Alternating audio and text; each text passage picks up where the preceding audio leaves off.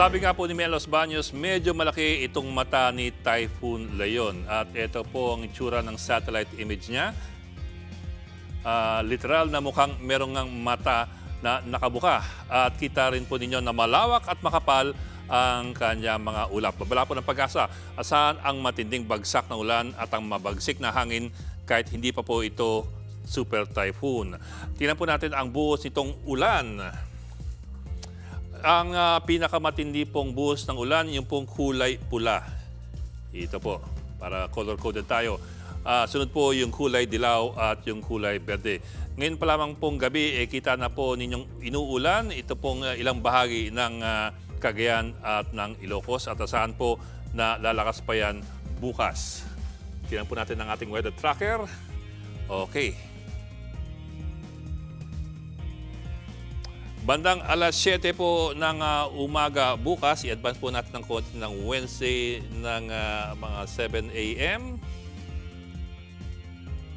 Okay, nandito na po yung bagyo. Kita po na tumatama na yung pulang bahagi dito po sa pinakahilagang bahagi ng Cagayan. Nariyan po ang bayan ng Santa Ana. Yang coding po na pula, ibig po sabihin higit 30 millimeters na ulan sa loob po ng 3 oras. Parang hindi ganong kalakasan, pero tandaan po natin na ang tubig ay hindi tumitengga lamang. Naiipon po ito sa mga mababang lugar bago tumungo sa mga sapa at ilog kung saan sila rumaragasa. Ngayon, alas 11 po ng tanghali, mag-advance po tayo ng konti. Okay, mga alas 11 ng tanghali, nandito na po banda siya. Kumakalat na po yung pula at dilaw sa Cagayan, Isabela at Ilocos provinces. Pati rin po sa Kalinga, Apayao at doon po sa Abra. Namumula po ang bayan ng Santa Ana, Apari, Cagayan, Gonzaga at Pamplona, Claveria at Calanasan. Ngayon po, alas 12 naman. Advance to tayo ulit. Alas 12 po ng tanghali bukas, sinahampas ng malakas na ulan. Ito pong Batanes, dito po sa itaas. At alas 3 po ng hapon,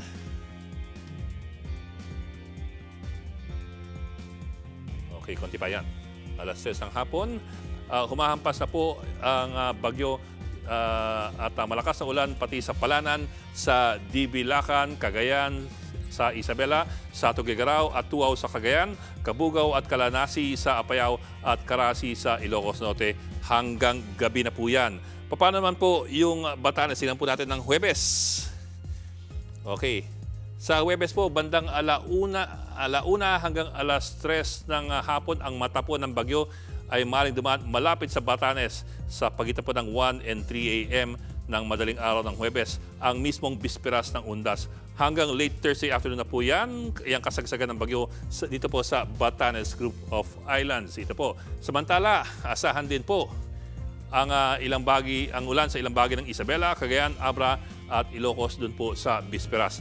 Pagdating po ng Huwebes, inaasahan po na awa ng Diyos na dito na yung bagyo, yung mata ng bagyo sa bandang Taiwan. Kaya sa mga kababayan po nating ibatan, ibayong ingat po at maganda sa malakas na hangin at ulan. Mga kapatid, Ed Lingaw po, maging maalam at may pakialam sa mga napapanahong balita sa ating bansa.